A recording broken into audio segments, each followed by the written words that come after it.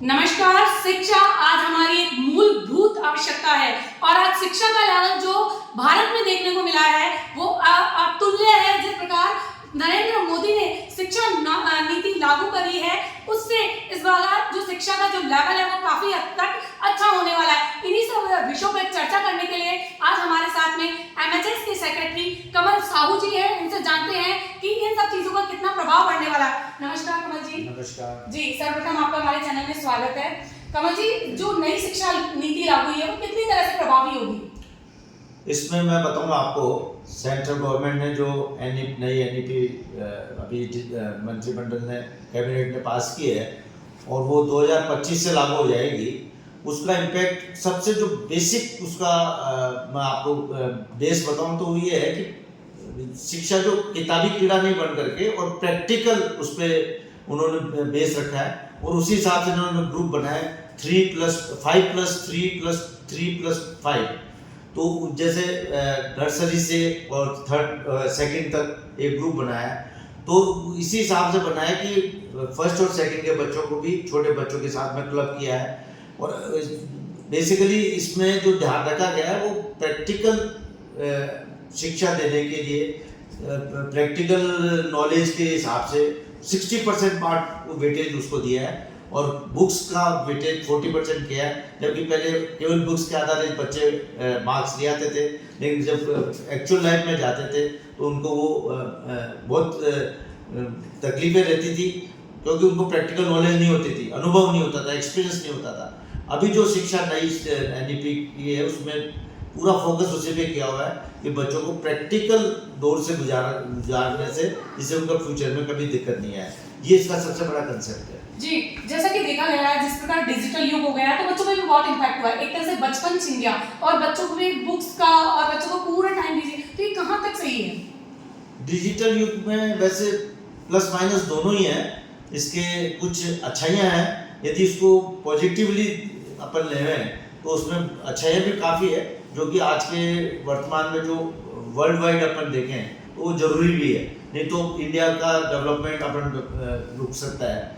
तो वो मेरे नज़र में तो एक अच्छी चीज़ है, लेकिन उसका मिसयूज़ नहीं होना चाहिए। सबसे बड़ा वो केयरफुली उसको यूज करना चाहिए। जी, इस बार आपके स्कूल जो है वो सीबीएसई में कन्वर्ट हुई है तो क्या कुछ चेंज देखने को मिलेगा? एमएचएस और एक एमपीएस अगर हम कंपैरिजन किया जाए तो एमएचएस अब जाके सीबीएसई में कन्वर्ट हुआ है तो उसका कितना जो डिफरेंस नजर आएगा आगे आने वाले समय में? मैं आपको बताऊं कि डिफरेंस नज़र नहीं आएगा। एमएचएस स्कूल अभी जो वर्तमान में हमारे सीबीएसई के स्कूल्स हैं उनको बीट करेगा। उसका सीधा सा एक लॉजिक बता देता हूँ कि जो लोकेशन एमएचएस की है वो हमारे और स्कूल्स की लोकेशन नहीं है। तो सबसे बड़ा प्लस पॉइंट ये है। सबसे बड़ा माइनस पॉइंट ये था कि यहाँ राजस्थान बोर्ड था जो कि आजकल थोड़ा प्रचलन में नहीं है, पेरेंट्स को एक सीबीएसई के पसंद है।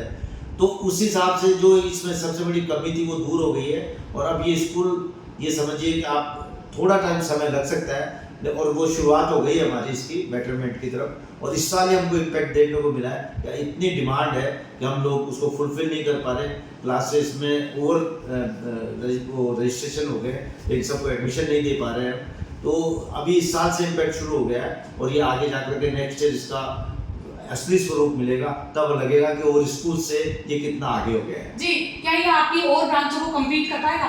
कम्पीट नहीं कर पाएगा, जैसे मैंने भी आपको कहा, कम्पीट नहीं कर पाएगा, आगे बढ़ेगा, उन सब ब्रांचों से आगे बढ़ेगा। सबसे ज़्यादा डिमांड यही रहेगी, थोड़ा समय लग सकता है। जी, आपके यहाँ जो टीचर्स है वो क्या, जब आपने अभी तो ये इस बार सीबीएसई कन्वर्ट हुआ है, लेकिन जब आप टीचर्स का सिलेक्शन करते हैं तो किस बेस पे करते हैं? क्या सीबीएसई पैटर्न के बेस करते हैं या आईसीएसई पैटर्न? हमने पिछले 2 साल से सीबीएसई अप्लाई कर दिया था। तो हमने पिछले 2 साल से ही जो टीचर्स का सिलेक्शन है और एक्टिविटीज है, पेरेंट्स को और टीचर्स के ट्रेनिंग्स है, वो पिछले 2 साल से हमारे कंटिन्यू चल रही है।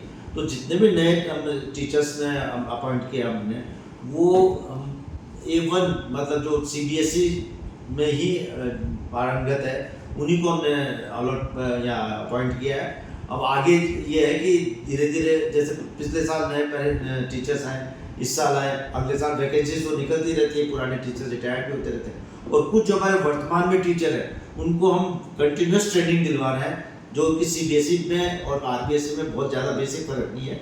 खाली एग्जामिनेशन के पैटर्न का फ़र्क है।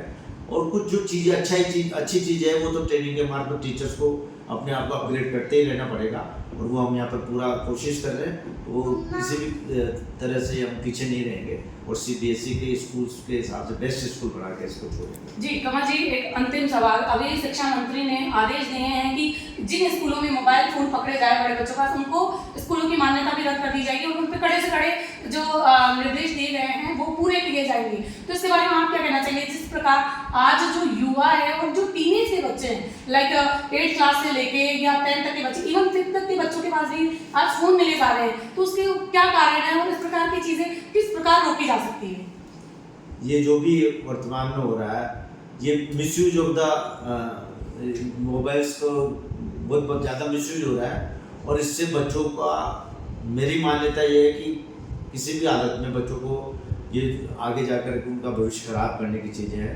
एक एज के बाद में, जैसे मैं बोलूँ 11th और 12th के बच्चों को फिर भी मोबाइल अलाउ करना चाहिए, क्योंकि उनको पार्ट ऑफ द एजुकेशन उसमें उनको जरूर। एक आपकी बात काटना चाहूंगी, आपने कहा 11th 12th में बच्चे की पार्ट ऑफ एजुकेशन होता है, लेकिन आजकल सभी बच्चों की, चाहे छोटी क्लास हो चाहे बड़ी क्लास हो, जो टीचर्स है और स्कूलों की तरफ से डिजिटल क्लासेस प्रोवाइड करवाई जा रही है। उनका होमवर्क या उनका जो भी काम है वो सिर्फ मतलब फोन के माध्यम से किया जा रहा है। तो ये कहाँ तक का सही सॉल्यूशन है?